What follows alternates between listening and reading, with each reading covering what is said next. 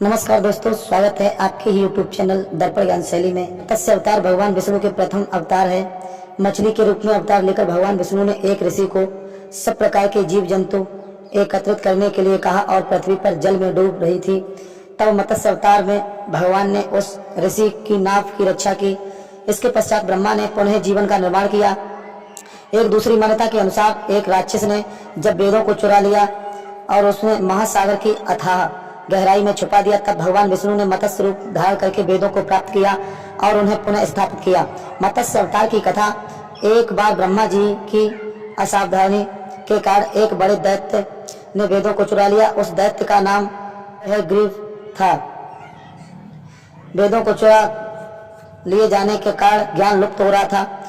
चारों ओर अज्ञानता का अंधकार फैल गया और जब पाप तथा अधर्म का बोलबाला हो गया, तब भगवान विष्णु ने धर्म की रक्षा के लिए मत्स्य रूप धारण करके हयग्रीव का वध किया और वेदों की रक्षा की। भगवान ने मत्स्य का रूप किस प्रकार धारण किया, उसकी विस्मयकारी कथा इस प्रकार है। कल्पांग के पूर्व पुण्यात्मा राजा तप कर रहा था।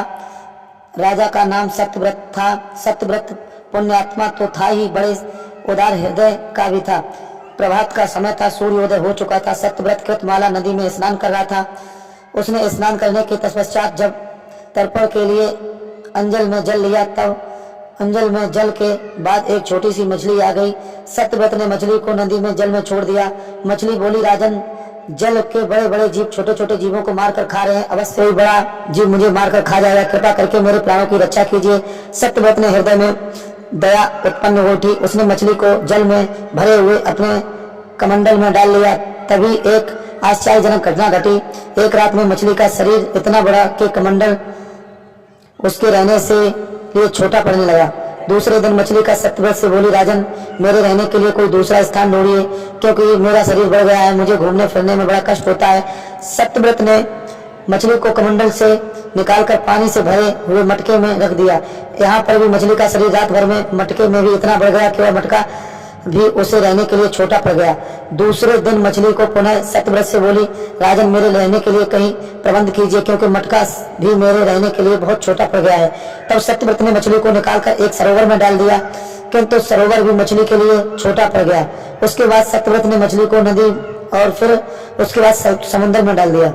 आश्चर्य, समुद्र में भी मछली का शरीर इतना बढ़ गया कि मछली के रहने के लिए वह छोटा पड़ गया। अतः मछली का पुनः सत्यव्रत से बोली, राजन, यह समुद्र मेरे लिए रहने के लिए उपयुक्त नहीं है, मेरे रहने के लिए व्यवस्था कहीं और की जाए। अब सत्यव्रत प्रसन्नित हो उठा। उसने आज तक ऐसी मछली कभी नहीं देखी थी। वह विस्मय भरे स्वर से बोला, मेरी बुद्धि को विस्मय में सागर में डुबो देने वाले आप कौन है? मत्स्य रूपधारी श्री ने उत्तर दिया, राजन, हयग्रीव नामक दैत्य ने वेदों को चुरा लिया है। जगत में आप चोरों को अज्ञान और अधर्म का अंधकार फैला हुआ है। मैंने हयग्रीव को मारने के लिए मत्स्य रूप धारण किया है। आज के 7वें दिन पृथ्वी पर प्रलय के चक्र में फिर आएगी। समुद्र घूम उठेगा, भयानक भ्रष्ट होगी, सारी पृथ्वी पानी में डूब जाएगी। जल के अतिरिक्त कहीं कुछ भी दृष्टिगोचर नहीं होगा। आपके पास एक नाव पहुंचेगी। आप सभी अनाजों और औषधियों को, बीजों को लेकर सप्तऋषियों के साथ नाव में बैठ जाइए और उसी समय आपको पुनः दिखाई पड़ूंगा और आपको आत्म तत्व का ज्ञान प्रदान करूंगा। सत्यव्रत उसी दिन से हरि का स्मरण करने लगे, प्रलय के प्रतीक्षा करने लगे। 7वें दिन प्रलय का दृश्य उपस्थित हो उठा। समुद्र भी उमड़ उठा, पानी की सीमाओं से बाहर बहने लगा, भयानक वृद्ध हो उठी। थोड़ी देर में ही सारी पृथ्वी जल में, देर में सारी पृथ्वी जल पर ही जल हो गया। संपूर्ण पृथ्वी जल में समा गई। उसी समय एक नाव दिखाई पड़ी। सत्यव्रत सप्तऋषियों के साथ उस नाव पर बैठ गए। उन्होंने नाव के ऊपर संपूर्ण अनाजों और औषधियों के बीज को रख लिया। नाव के प्रलय के सागर में तैरने लगे। प्रलय से उस सागर में उस नाव के अतिरिक्त कहीं भी कुछ दिखाई नहीं दे रहा था। सहसा मत्स्य भगवान प्रलय के सागर में दिखाई पड़े। सत्यव्रत और सप्तऋषि मत्स्य रूपी भगवान की प्रार्थना करने लगे।